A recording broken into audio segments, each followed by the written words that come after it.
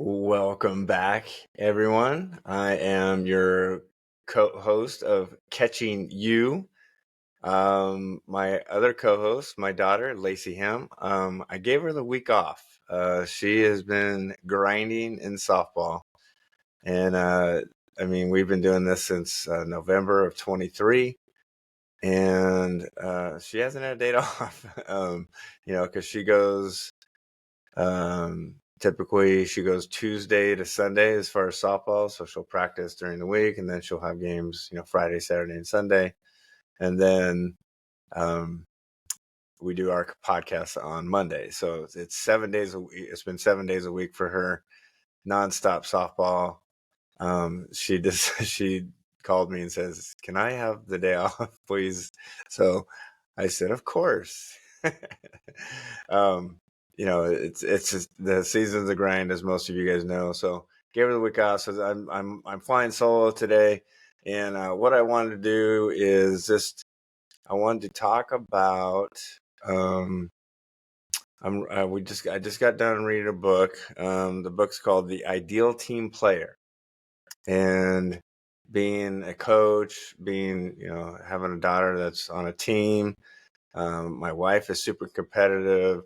My son is on the golf team, and so we're all kind of, our family's sports related. We're team oriented, and so what the crux of the book is called the book is called The Ideal Player: How to Recognize and Cultivate the Three Essential Virtues. And so I loved it, and I've been reading a lot lately because my wife and I are doing 75 Hard, and part of 75 Hard, if you guys don't know, is you have to read 10 pages a day. You have to read actually a book. You can't listen to it. So we have to, and it has to be, self-help, or a book like that. So this book, the three essential virtues are being hungry, being humble, and being smart, right? So those are so humble, hungry, and smart. And what I liked about that is, Lacey says, "Well, why don't you talk about talking about that to other fathers, bucket dads, and how does that relate to bucket dads?" And I can get into I can get into a lot of weeds on this one, but basically, I love that concept because I wish, if some of you guys don't know, I was a high school basketball coach for 30 years. I was a head coach for 4 until Lacey, started getting into travel ball, and my son started getting into flag football, and it just was overwhelming. I wasn't prepared mentally. I wasn't prepared for it. I knew I wanted to be a head coach someday, but I was mentally not prepared for it.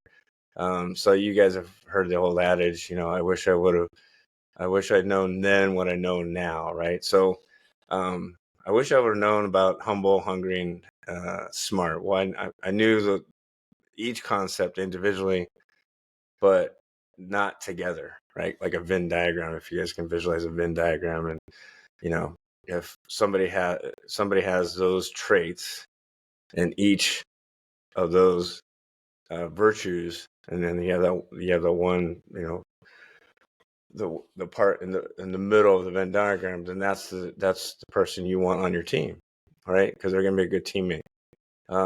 So I wish I would have known that as a head coach, because I'd probably still be coaching, because I didn't have a plan as far as being a head coach. I knew I was good at X's and O's. I can X and O any other coach on the face of the earth. I can drop a play and make it work. I can create a defensive scheme and have it work against. I was pretty successful as far as wins and losses. However, I wasn't successful as far as player development, or having everybody on the same page. And so if I would have built my teams around them being humble, and again, humble So I guess let me just kind of define uh, what what the book defines as humble. Humble is a contribution of others, slow to seek attention, and they share credit, and they emphasize team over self. Right. So that's, I mean, I guess you can, if you look at it, it's like, well, duh, right, duh. But um, I didn't have a whole lot of. I had some humble players, but a lot of them thought they were the bee's knees. They thought they were better than they thought they were, and a lot of it was about themselves, and they played that way. Now, again, I was successful because I had some pretty good players that ended up going to college, but um, we could have done better, in my opinion. And this the second one is probably the reason why we probably didn't do as well as we should have, and that's being hungry. And hungry, book defines it as, and so hungry. The book talks about being hungry, and I wish I had hungry players. Right, these guys were not as hungry as I hoped they would be, and maybe I should have built my teams around it. But hungry, defined in the book, is almost never have to be pushed to work harder. That was like pulling teeth, is to get them to work harder. Self motivated and diligent, right? So don't have to be pushed to work harder. Self motivated and diligent, and that's super important. Because if you don't have somebody who's hungry on your team, either as a player or even in the business, right? If you don't have somebody, I'm a business owner, and when I start scaling and I start hiring people, so I'm going to use these three virtues to hire people.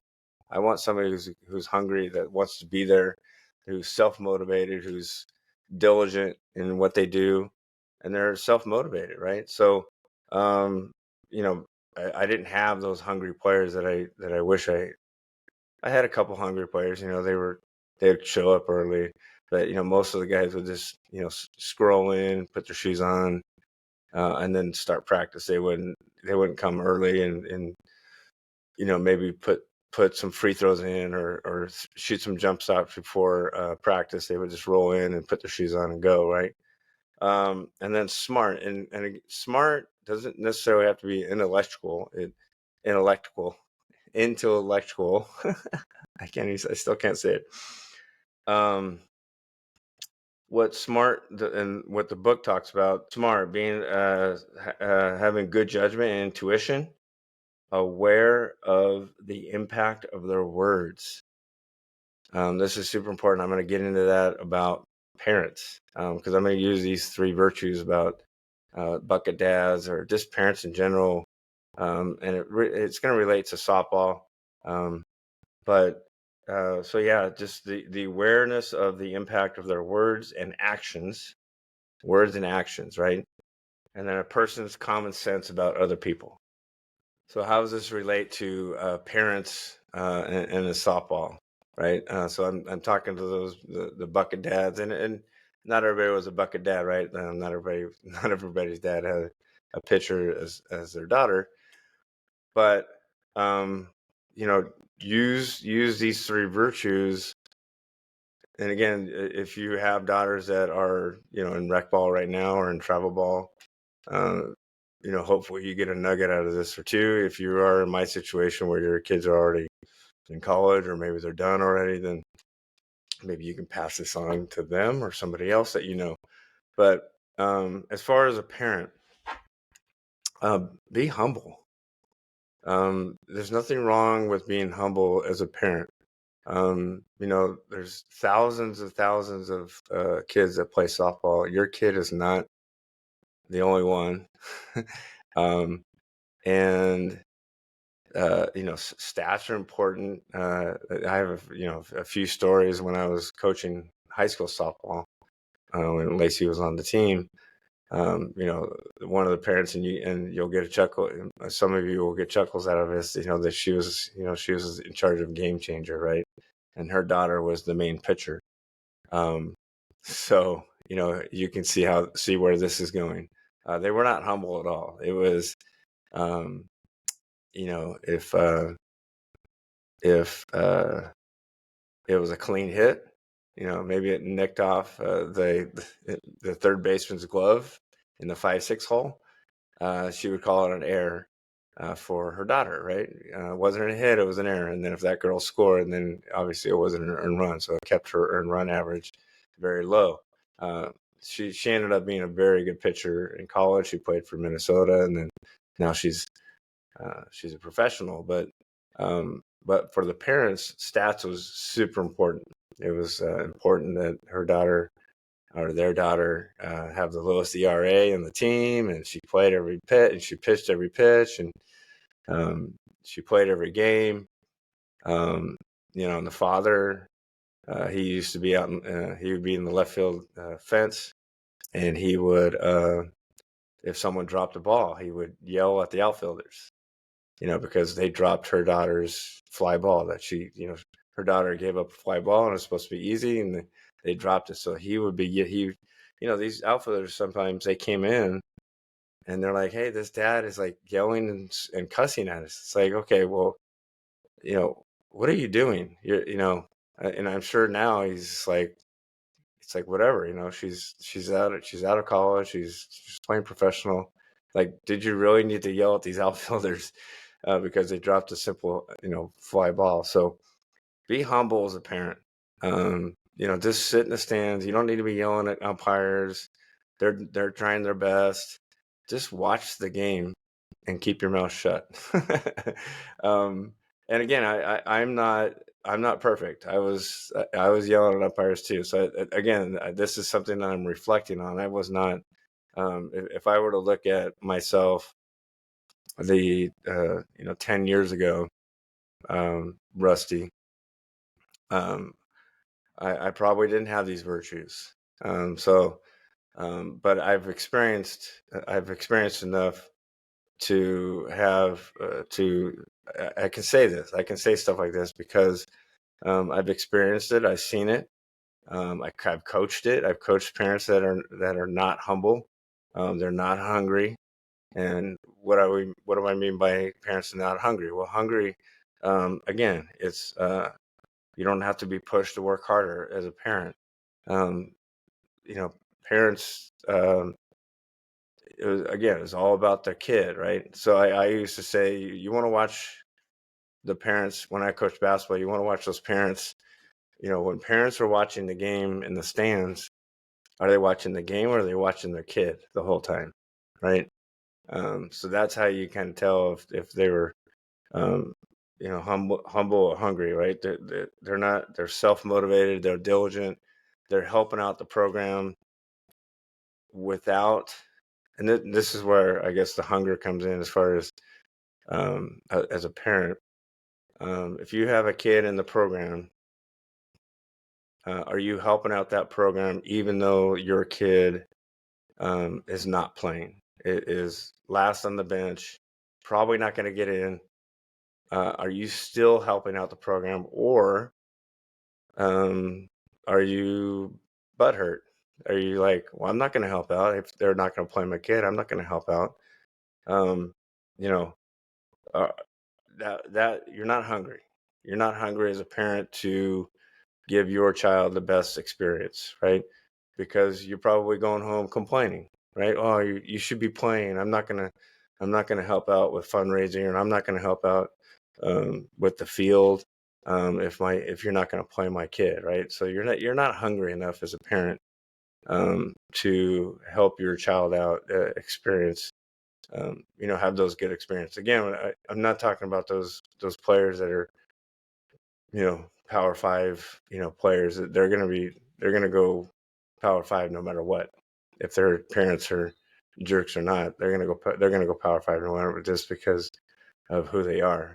I'm talking about those players that are maybe just on the fence, that they love softball or they love the sport that they're in, but they fall out of love of it because of the parents, because of their mom or dad. They're not humble and they're not hungry. And the last one is just being smart.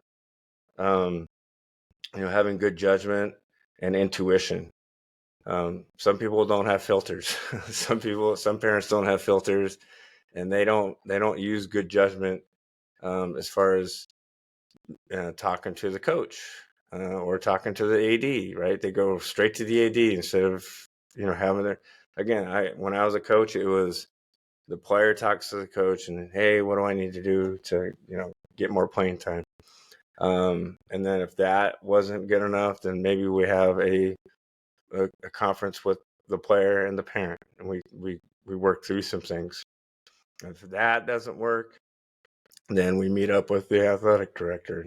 So there was, but a lot of the parents would like to skip those steps because they didn't have good judgment. They didn't have good intuition as far as trusting the coach. Some coaches aren't very good, but you got to go through the process. My wife hates the word process, but you got to go through those steps, right? You got to have the player grow up. You got to have them go to the coach and say, hey, I'm not getting much playing time. What do I need to do? Right? I mean, that's kind of the classic. What do I need to do to get on the field? Or what do I need to do to get on the court? But a lot of parents don't do that. They feel like their kid is the best player in the world and that your kid should be playing. And so I'm going to go directly to the AD and I'm going to complain. Right. And being aware, and this is where kind of being aware of the impact of your words and your actions. Your kids are watching. My daughter, pulled me aside on the kitchen table, was bawling her head off because of my words and my actions. Right? I never played softball before. I never pitched. However, I'm catching her, and she's throwing balls. She's throwing balls over my head. I have to unlock the gate. I have to go walk and go get it. Poor me, boo hoo. And so my body language was horrible.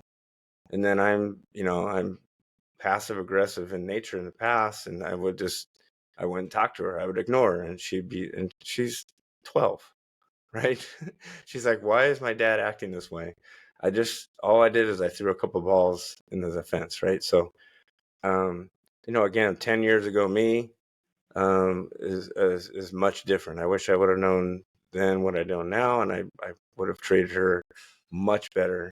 Obviously, I don't want my daughter, coming to the kitchen table, bawling her head off because of my actions, right? And then just having a sense of your surroundings. I mean, I see parents all the time in your chairs, against the fence, and you're screaming and yelling at your kid, and your kid goes 0-4, and those car rides homes are not pleasant with some kids, and not every kid has a stable environment at home. So some kids have divorces, where they're being pulled one way or the other, and so maybe one car ride home is different from the other car ride home after a game, and it's just I guess my overall theme is just be humble, be hungry for your kid in a positive way, and just be smart.